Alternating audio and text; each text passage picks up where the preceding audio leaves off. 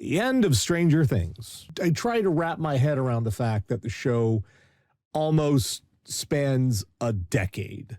You go back and watch that first season, and you see how little all the kids are, and then they grow up, and you're just like, oh, man.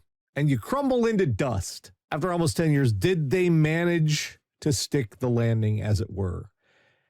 You know, I'm going to say this, and this is the no spoiler part here. We'll get to spoilers later. It was okay. This was we have sat through some abominable finales, friends and neighbors. We got to the end of Dexter. A finale so bad they had to make two sequel series afterwards, and they still couldn't get it right. We made it to the end of Game of Thrones, and dear Lord in heaven, we wished we hadn't. We made it to the end of Battlestar Galactica, and we wanted to hurt people. Starbuck is Jesus? What? God made a viper and then she just poof disappears. What the fuck? All along the watchtower is light speed coordinates. Your eyebow is going to destroy us all. What the fuck was that show? So compared to so many others that completely f***ed it up, this was okay. You know what? After 10 years and watching those kids grow up and getting really attached to a bunch of the characters, I wanted to kind of get an idea of where they end up and where they're going, right? But then there was a problem. And that was the Duffer Brothers started talking to the media. I was not mad at the finale itself, but I got mad afterwards. Here's why. And now we're going to get into the spoiler stuff. So if you got to go la, la, la, la, la, put your fingers in the ears and run around in a circle and scream, feel free. So first of all, there is, I would call, a major shortcoming with why it kind of was not great, but okay. There's a major shortcoming with the finale. And that is, y'all completely wasted Linda Hamilton. Because after the Abyss and Vecna and the Upside Down are all dealt with, and they get back on this side, and there's with the military, that's it. The military just poof, vanishes. And there are no consequences for anybody.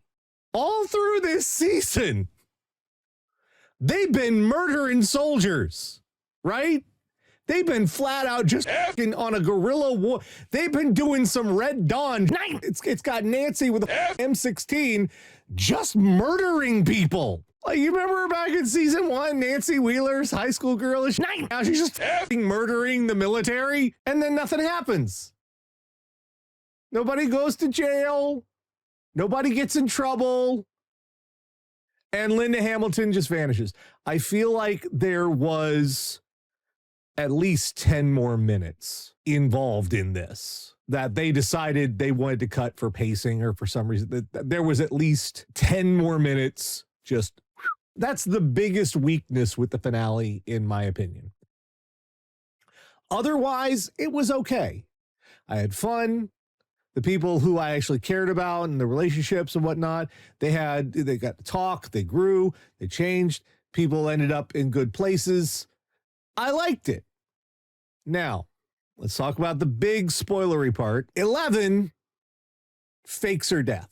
Now, you're saying, oh, no, she didn't. The Duffer Brothers said it was ambiguous. That's the problem. That ending is not ambiguous at all. Everything that leads up to it, the clues that are included for the audience that Mike picks up on, all of that, and the trajectory of the character, and just the themes, does not say to me, doesn't say that 11 dies at the end. 11 decides the solution to keep anyone else from getting her superpower blood, to make more superpower soldiers, is to stand in an imploding dimension and get sucked into a nothingless void outside of the universe. Oh yeah, that's totally what that was.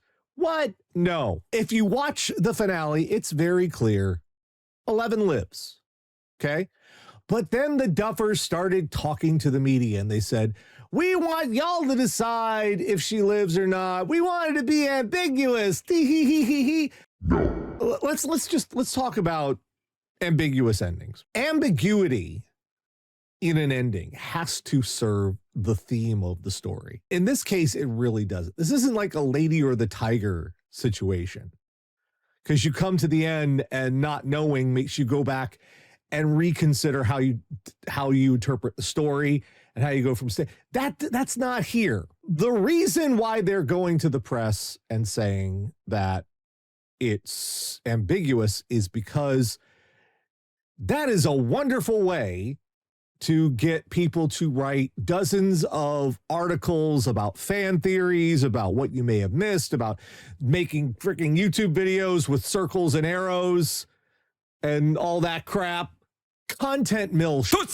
Once upon a time, waiting for a trailer to be released and then writing an article, 500 words, describing the trailer did not count as journalism. Why? It's a 2-minute trailer. When they do that, they aren't adding any analysis. They aren't adding anything interesting to it. They're just, here's what happens in the trailer.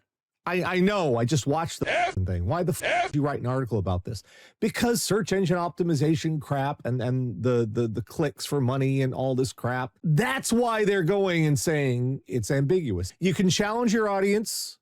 You can trick your audience. You can confound your audience, and you can even disappoint your audience.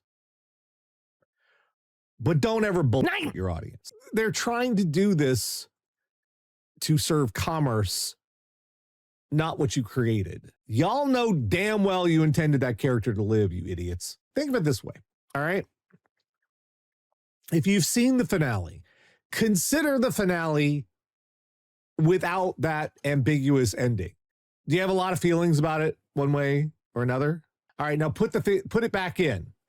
Now how do you feel about it? That kind of says how strong the finale was, huh? Yeah. I really hate now that shows and stuff and films, they're not just themselves. They're also part of a media package that includes how you advertise it, how you interact with fandom and social media and all of these, and YouTube and all this crap, in order to maximize and synergies and all that crap. We can't just let things be the thing anymore. Like when it's me and you, it's just regular people talking about something on social media and speculating about it back and forth. That's one thing. But when you're doing it specifically to provoke, to get a response, in order to increase marketability and visibility, that is really disingenuous. What's that coming to go? Quite often, doing that, all of these extra steps diminish what they create. And I really hate that. I hate it so much. Look, don't ignore the articles and the videos, and they're going to be talking about this. Is by saying the ending was ambiguous, they've provoked people into making articles about this show for years. There are going to be videos about this show for years just because they said the ending was ambiguous. So cynical and just cheap. So understand, you and me, she lived. She lived. All right, that's the whole point. The whole arc for 11 is reaching a point where she can actually live a life that she never got to live. That's her entire, from start to finish. All she wants to do is live her life. That's her whole arc. She wants to be a normal person. You really think we go past 10 years and they would deny her that? Otherwise, it was cool.